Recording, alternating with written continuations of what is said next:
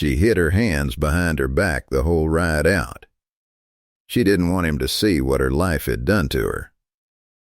Idaho Territory, in the spring of 1886, was a country of steep, dark timber and colder rivers than the map ever warned a traveler to expect, and it was up a narrow switchback trail above the Salmon River that a hired wagon carried Adelaide Renslow toward a cabin she had never seen, to marry a man she had exchanged only 4 careful letters with. She was 9 and 20, a widow these 2 years, and her hands told the whole of her history plainer than any letter could have.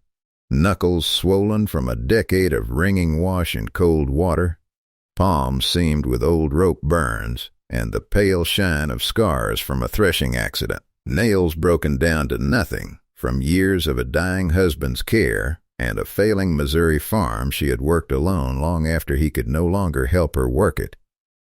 She had answered Holt Sutter's advertisement for a wife out of the plainest necessity, having buried her husband, sold what little the creditors left her, and found herself, at 9 and 20, with no trade but hard labor and no prospects but a fresh start, bought at the cost of marrying a stranger in a country she had never seen.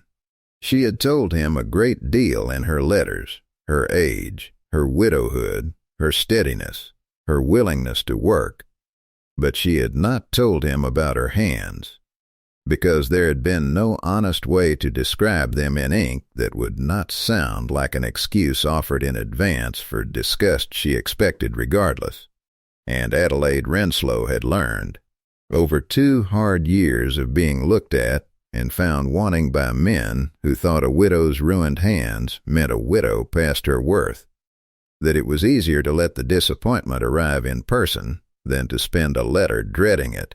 His 3rd letter, the one she had read so many times the paper had gone soft at its folds, had asked her plainly what she hoped for in a life so far from anything she had known, and Adelaide had sat a long while at her sister's kitchen table before answering it, uncertain how much truth a stranger deserved before he had troubled to meet her. "I hope for a place where a woman's usefulness is not held against her," she had written at last, "and where the work of surviving hard years does not have to be hidden or apologized for.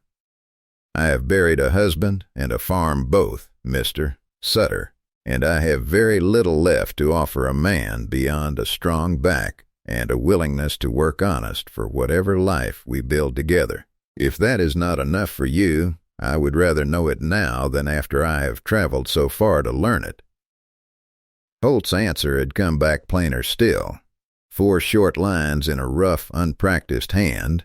"A strong back and honest work is more than most men out here ever find offered twice in one lifetime. I have buried my own kind of loss up this mountain, though it was not a wife.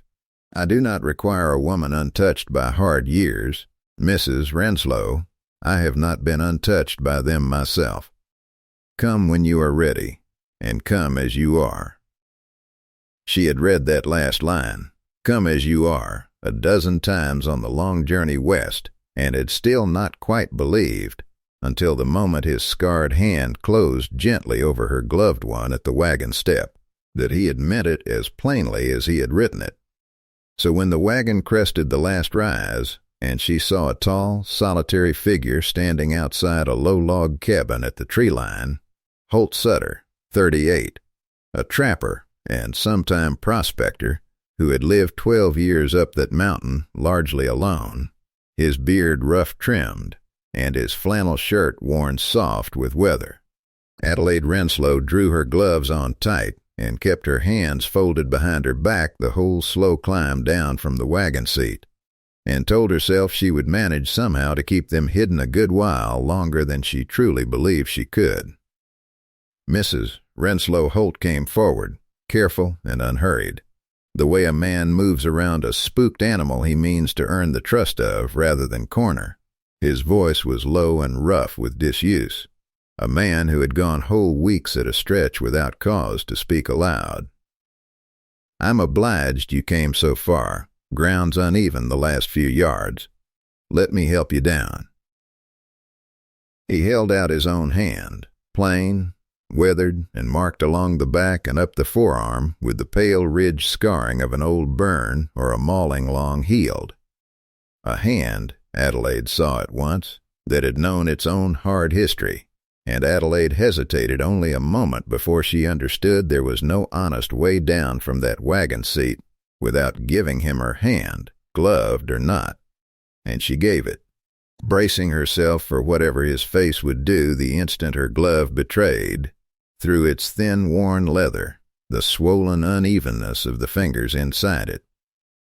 Holt Sutter's face did nothing at all like disgust. He steadied her down with the same careful attention he might have given a green colt taking its first uncertain step on ice, and when her feet found the ground, he did not release her hand at once.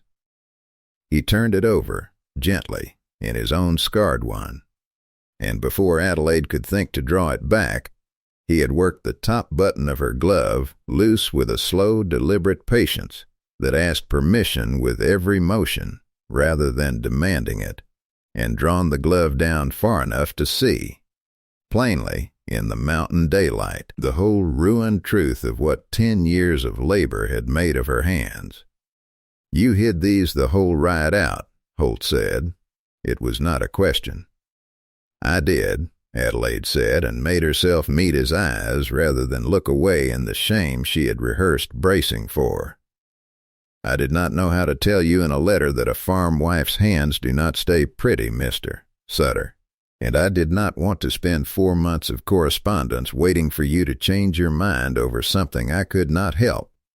I thought it kinder to let you see the truth of me plain, once, and decide for yourself, than to spend a season dreading the letter that told you not to come at all."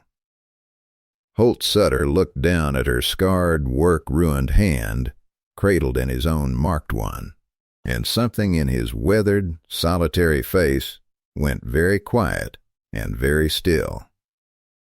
"I have not held a hand this fine in 12 years, Mrs.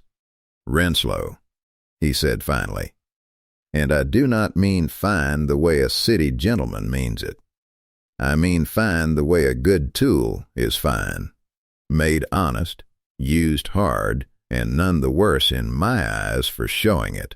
He turned her hand gently in the light, tracing, with a rough thumb, the old pale scar across her palm without a flicker of the recoil she had braced herself against.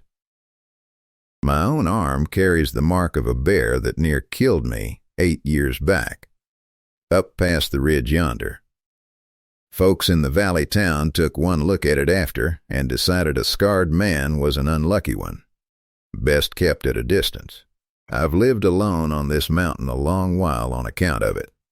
I did not send for a wife expecting soft hands, ma'am. I sent for a woman willing to work a hard life honest, and I find I am holding exactly that in my own 2 hands right now, and I have no earthly notion why you thought I'd want anything less." Adelaide Renslow stood in the cold mountain air with her glove half off and her ruined hand held like something precious in a stranger's marked palm, and felt, for the first time in 2 long years, the particular unclenching of a fear she had carried so long she had nearly forgotten it was possible to set down. "Nobody has ever called them fine before," she said, unsteady. "Then everybody you've known before me has been looking at the wrong thing," Holt said, gruff with a feeling he did not entirely know how to shape into gentler words. "Come on in out of the cold, Mrs. Renslow. I've got stew on, and I expect you're near froze from that ride, gloves or no gloves." And that was the whole of their meeting at the cabin door. No speeches, no performance. Only a mountain man's plain hands and a plainer honesty. And Adelaide Renslow walked into a stranger's cabin that afternoon with her glove still half undone, and did not put it fully back on again for the rest of her life. The days that followed built into something Holt Sutter had no name for, and had stopped believing, after 12 solitary years, was owed to a man like him. Adelaide ran his cabin with the same hard-won competence that had built her ruined hands in the first place, and Holt found himself, within the first fortnight, watching her the way he watched weather changing, the sure, quick economy of her movements at the stove, the way she never wasted a single motion, the particular pride she took in a well-mended shirt or a well-stocked larder that told him. Plainly, she had been starved a long while for anyone to notice the care she put into ordinary things. He began leaving small kindnesses in return, unremarked. The way a solitary man learns to speak when words come hard, a softer bar of soap fetched special from the trading post, a poultice of pine pitch and tallow worked gently into her cracked knuckles some evenings by the fire, his own rough hands doing for hers what years of neglect had never once been offered. "You needn't trouble yourself over my hands, Holt," Adelaide said one such evening, though she did not pull away from his careful working of the salve into her palms. "They've done their work. I've made my peace with the look of them." "Ain't troubling myself," Holt said, not looking up from his work. "A man tends what he values. Took me a good while up here alone to learn that's a truer measure of a thing's worth than how pretty it started out." He worked the salve a moment longer in silence. "You favor your right hand less than your left when you knead the bread. Old break? Unset proper?" "Threshing accident, 4 years back," Adelaide said, faintly startled he had noticed it all. "It healed crooked. I did not think anyone troubled to look that close." "I look close at everything on this mountain that matters to me," Holt said. "Ain't got much else to do with my attention, living the way I do. I find I'd rather spend it noticing you than most anything else the territory's got to offer." There came an evening not long after when the careful, working distance between them nearly gave way to something neither had yet found words for. Holt had finished with the salve and did not let go of her hand at once, his thumb still resting light along the old crooked break in her palm, and the fire had burned low enough that the cabin held only its glow, and the sound of wind working the timber outside. Adelaide looked up and found him already watching her. Not her hands this time, but her face, close enough that she could see the gray beginning at his temple and the particular unguarded softness that had come into his weathered features since the wagon ride up the mountain. Neither of them moved for a long moment. The distance between them had narrowed, without either quite deciding it should, to something that could have closed with the smallest lean of either head, and Adelaide felt her own breath go short and uncertain, caught between the plain wanting of it and a lifetime's caution about wanting anything too openly before it had been properly offered. "Adelaide," Holt said, low, and said nothing further, as though her name alone were the whole of what he had worked up the courage to say that evening. "It is getting late, Holt," she said at last, though neither of them moved to prove it, and the fire burned lower still before either of them finally rose. She to bank it, he to see to the stock, and the unfinished nearness of that evening stayed with both of them a good while longer than the fire's own warmth did. A promise neither had yet spoken, but both had plainly begun to keep. It was over the trading post's counter, some weeks later, that Adelaide learned exactly how much the valley below still carried its old judgment of Holt Sutter, and exactly what shape that judgment could still take. She had gone down the mountain with Holt for supplies, and it was there, among the barrels and the counter trade, that a handsome, sharp-eyed woman of about Holt's own age approached them with a smile that did not reach her eyes at all. "Holt Sutter," the woman said. "I heard you'd sent for a wife. I confess I did not credit it until I saw her with my own eyes."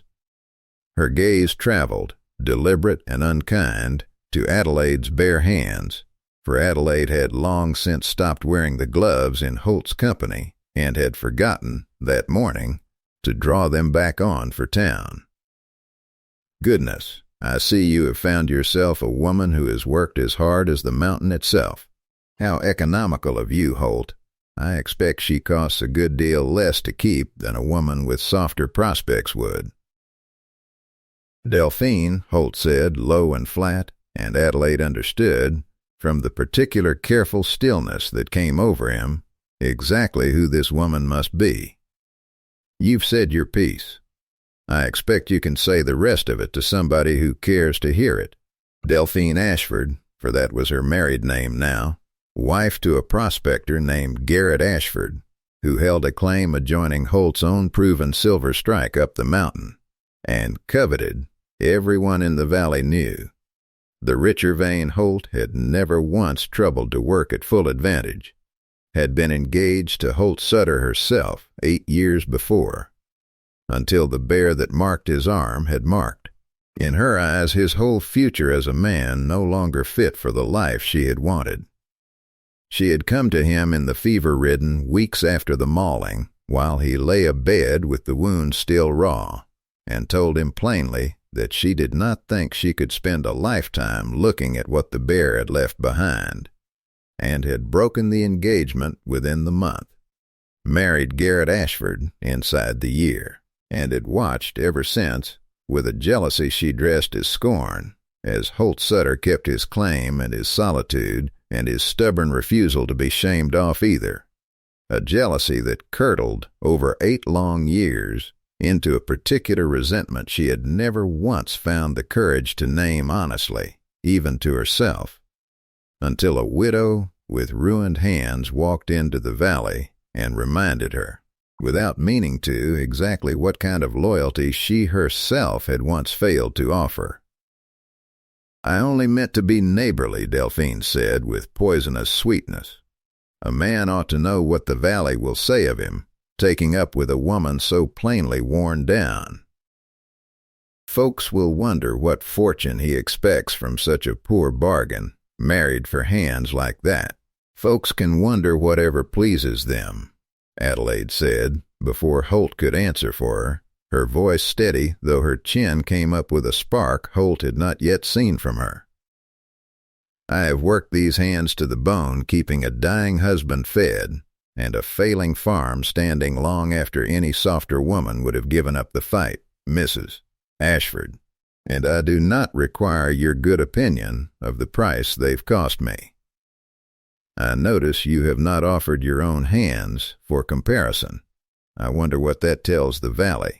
Delphine's smile thinned considerably, and she left the counter without another word, though the narrator will tell you plainly that this small defeat did not sit easily with a woman who had spent 8 years nursing a private grievance, and that Delphine Ashford's second move, when it came, would be considerably less easy to answer with a single sharp sentence over a trading post counter, before the mountain's short summer gave way to the first bite of autumn, and it would, soon enough, the way high country always turned early. There was a stretch of quiet golden weeks at the Sutter cabin. Salve worked gently into old scars each evening, a marriage settling into something neither of them had dared name yet, but both of them, plainly, wanted to keep. If you have stayed with this story so far, stay a little longer. What happens next is the part that changes everything. And if tales of love that outlast the hardest country the West could offer are the kind that keep you company, the small bell beneath this story is how we go on meeting like this. Delphine Ashford's second move came at the territory's harvest gathering in September, before half the valley, and it was calculated with considerably more cruelty than the trading post counter had shown. She arranged, through her husband standing on the gathering's planning committee, for Adelaide to be asked to judge the ladies' needlework and preserving competition, an honor on its face, and a trap in truth, for Delphine had quietly ensured the judging would require Adelaide to handle each entry publicly, turning hems and testing seals before a watching crowd, her scarred and swollen hands on full display beside the soft, uncalloused hands of every other woman present. Delphine meant the comparison itself to be the cruelty, needing no further word from her at all. A silent, public accounting of exactly what kind of woman Holt Sutter had settled for laid bare before the whole valley's eyes. Adelaide understood the trap the moment she was called forward to the long table of entries, the whole gathering's attention swinging toward her, the soft murmurs of the valley's better-dressed wives already audible at the edges of the crowd. A woman married to that scarred trapper up the mountain, they said, come to judge fine needlework with hands like a laborer's. She felt, for one terrible instant, the whole old shame rise up exactly as it had on the wagon ride to Holt's cabin months before, her fingers curling instinctively as though to hide themselves even now, gloveless, in front of the whole valley. But she had spent a summer being told, plainly and often, by a man who noticed everything worth noticing, that her hands were fine the way honest work is fine, and she found, standing before that watching crowd with the first entry held out to her, that the shame did not have the same grip on her it once had. She looked once toward the edge of the gathering, where Holt stood tall and steady among the other men, watching her with a quiet confidence that asked nothing of her but to be exactly who she already was, and something in that single unhurried look settled her more thoroughly than any words could have. I judge with my hands because that is how good work is truly tested, Adelaide said, loud enough to carry, lifting the first entry without hesitation. A seam is only as fine as it feels under a hand that has sewn 1,000 of them itself, and a preserve is only as sound as the hand that has canned through a dozen winters can tell by the seal alone. I do not judge with soft hands, ladies, because soft hands have not always earned the knowledge to judge rightly. Mine have. She held up her own scarred palm to the crowd, deliberate, unashamed. Every mark on this hand was earned honest, keeping a family fed. I am not ashamed to judge your fine work with it, and I hope none of you are foolish enough to think a hand's beauty and a hand's worth were ever the same measure. The crowd, which Delphine had hoped would murmur in pity or scorn, murmured instead in a considerably warmer accord, for a valley of hard-working farm wives recognized, in Adelaide's plain, unashamed accounting, a truth most of them had lived themselves, and rarely heard spoken aloud with such steady pride. More than one woman in that crowd glanced down at her own work-worn hands with something like new appreciation, and an older widow near the front called out, plain and hearty, that she for one would rather be judged by a hand that had earned its calluses than by one that had never done an honest day's labor in its life, which drew a ripple of approving laughter that did more to settle the crowd firmly on Adelaide's side than any speech could have managed alone. Delphine Ashford, watching her careful trap collapse into something like admiration, made one final, desperate reach for the cruelty she had planned, stepping forward herself, before the crowd could fully turn, to declare loudly that surely a woman who judged by feel alone might miss the finer points a more genteel eye would catch, and that perhaps the competition deserved a judge less occupied with turning her own hardship into a performance. It was Garrett Ashford himself, Delphine's own husband, who answered that, red-faced with an embarrassment he could no longer contain. "Delphine, that is enough," he said, low and mortified, in front of the whole gathering. "I have heard you scheme over this woman's hands for a month now, and I am done pretending I don't know why. You have never once forgiven Holt Sutter for surviving that bear without needing you to nurse him, and you have spent 8 years married to me still measuring every other woman against the man you left. I will not stand here and watch you humiliate an innocent woman over it in front of the whole valley."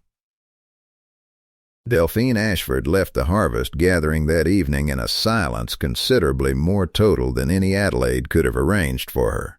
Her fine bonnet and her careful scheme both come to nothing in front of the very neighbors she had hoped would side with her, and the valley's opinion of her, already thin from years of quiet unkindness, did not recover before Garrett Ashford, within the year, quietly relocated his claim and his marriage to a different territory entirely, tired, by his own account to friends, of a wife who could not stop grieving a choice she herself had made, and who had spent their whole marriage measuring him, without ever once saying so plainly, against a scarred man she had been too frightened to keep. Holt Sutter, watching from the crowd's edge as his wife turned a trap into a triumph, with nothing but her own steady voice and her own unashamed hands, crossed to her once the gathering's murmur had settled, and took both her hands in both of his in front of everyone who had come to watch her humiliated. "I built you a life up that mountain to keep you safe from exactly this," Holt said, rough. "I never once figured you'd stand in front of the whole valley and not need me to do the defending at all. You gave me a summer of believing these hands were fine before Delphine Ashford ever got the chance to tell me otherwise, Holt Sutter," Adelaide said, leaning into his hold, entirely unashamed and entirely undone. "That is the whole of what let me stand there today. You did the defending months ago. Every evening you worked that salve into my palms like they were something worth the tending. I only had to remember it, and remembering was a great deal easier than I ever expected shame to let go of being." By the following spring, the cabin above the Salmon River had become the kind of home neither of them had believed. Before that first careful afternoon at the wagon, they were still owed, and Holt Sutter, who had spent 12 solitary years believing his own scarred arm had settled the question of what kind of life he deserved, found he had grown, in one short year of marriage, considerably more skilled at saying so plainly than the valley had ever once heard from him. The valley itself came round to them both by slow degrees, the way frontier communities generally did once the gossip had exhausted itself against a couple who simply refused to be shamed by it. Women who had once whispered over Adelaide's hands at the harvest gathering began, within a year, to seek her out for her honest opinion on their own preserving and mending, having learned that a hand which had earned its scars judged a great deal more fairly than one that had not. Holt's silver claim, worked at last with a partner's steady help rather than a solitary man's exhausted effort, paid out well enough within 2 years to see the cabin expanded by 2 rooms and a proper stone chimney raised where the old smoking hearth had stood. And Adelaide took particular pride in the new kitchen's wide worktable, built to her own specification by Holt's own scarred hands, because she said she had spent enough years working in spaces built for someone else's convenience and meant to finish her days in one built for her own. He kept Adelaide's old worn gloves, the ones she had drawn on so carefully for that first ride up the mountain, folded in a small cedar box on the mantel, not because she needed them any longer, for she had long since stopped hiding her hands from anyone, but because he liked, some evenings, to take them down and remember exactly the woman who had climbed off that wagon expecting disgust and found, instead, a man who held her ruined hands like they were made of gold, and never once, in all the years after, gave her cause to doubt it. Their daughter, born the second spring of their marriage, grew up watching her father take her mother's scarred hands in his own weathered ones some quiet evening by the fire, turning them gently to the light the way a man turns something he means to keep looking at for the rest of his life, and she understood, long before anyone explained it to her in words, exactly what a marriage built on being seen plainly, and loved for it, was supposed to look like. If your heart has ever leaned toward a story where love arrived not in spite of a hard-earned scar, but because of what it proved about a person's worth, then this story was for you. Out on the high timber of Idaho, where the wind keeps the only memory of what was, the love between Holt Sutter and the woman who hid her hands became the kind that does not need anyone to remember it to be real. She expected disgust.